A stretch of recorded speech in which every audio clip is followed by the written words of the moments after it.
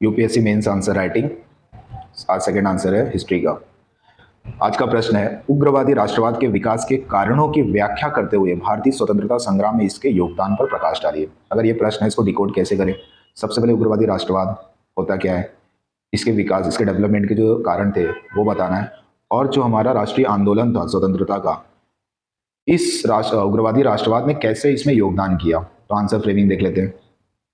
Answer frame में आप intro दोगे, कब उदय हुआ, उग्रवादी राष्ट्रवाद कब उदय हुआ। सेकंड पार्ट इसका बॉडी, बॉडी क्वेश्चन से निकल के आएगा। उग्रवादी राष्ट्रवाद के विकास का कारण बताना है, 2 चरण में हुआ था, वो हम देखेंगे आंसर में कैसे, और उसका स्वतंत्रता संग्राम में योगदान क्या हुआ था, मतलब इसमें योगदान क्या था। लास्ट में हम कंक्लूजन दे देंगे। आते हैं हमारे आंसर पे। इंट्रो से स्टार्ट करते हैं। इंट्रो से स्टार्ट करेंगे। 1890 के दशक में उग्रवादी राष्ट्रवाद का उदय हुआ और 1905 में स्वदेशी आंदोलन के दौरान इसने एक ठोस स्वरूप ग्रहण कर लिया। स्टार्ट कब हुआ? 1890 में, और 1905 में एक स्वदेशी आंदोलन चला था, आपको पता है, पीटी के लिए बहुत इंपॉर्टेंट है। इस टाइम इसने एक ठोस स्वरूप ग्रहण किया। बॉडी में 2 चरण है, 2 चरण में उदय हुआ था। प्रथम चरण देखते हैं। ये कब हुआ था? स्वदेशी आंदोलन के पश्चात जब आंदोलन चालू हो गया तो लोगों की भावनाएं क्यों उग्र होने लगी थी, देखते हैं। इसका कारण है, इसके 4 कारण है। पहला कारण देखते हैं, ब्रिटिश सरकार द्वारा आवश्यक मांगों को भी स्वीकार नहीं किया जाता था, जिससे राजनीतिक रूप से जो जागृत लोग थे उनके मध्य भावनाएं उग्र होने लगी और वे कार्रवाई हेतु अधिक प्रभावी तरीकों की खोज के लिए बाध्य हुए।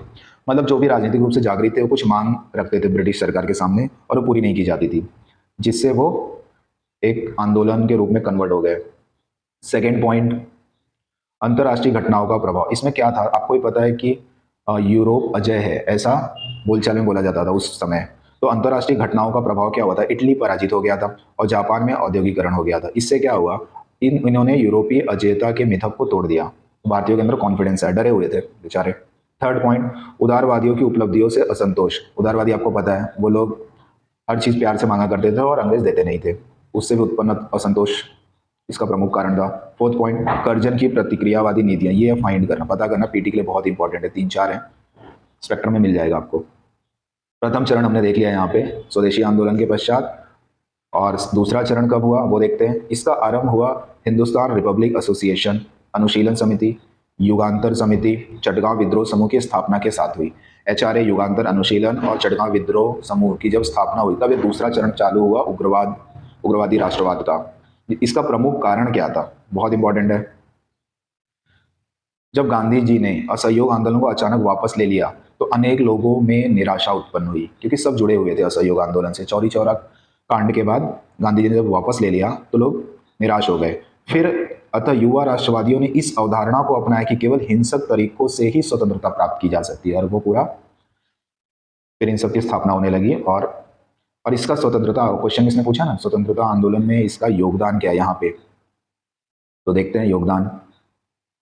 3 योगदान जो सबसे ज्यादा इंपॉर्टेंट है। फर्स्ट, स्वतंत्रता संग्राम के निष्क्रिय चरणों के दौरान अंतराल को भरने का काम किया। निष्क्रिय चरण कैसे? जब असहयोग आंदोलन वापस ले लिया गया तो लोग शांति से बैठ गए थे, पर इन्होंने अंग्रेजों के विरुद्ध लड़ाई जारी रखी, तो अंग्रेजों को इन्होंने शांत नहीं होने दिया।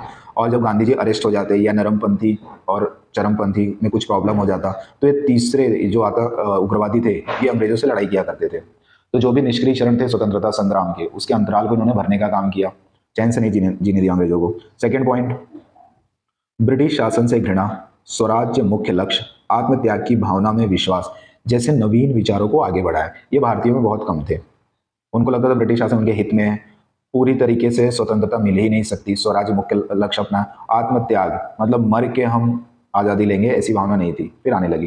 थर्ड पॉइंट, इसने जनाधार का विस्तार किया, विशेषकर युवा छात्रों को आकर्षित किया, उनमें जोश था, लड़ गए अंग्रेजों से, तो जनाधार का विस्तार हुआ। तो जनाधार विस्तार होने से एक बड़ा जन आंदोलन बनने लगा धीरे धीरे। कंक्लूजन में आप लिख सकते हैं, कंक्लूजन में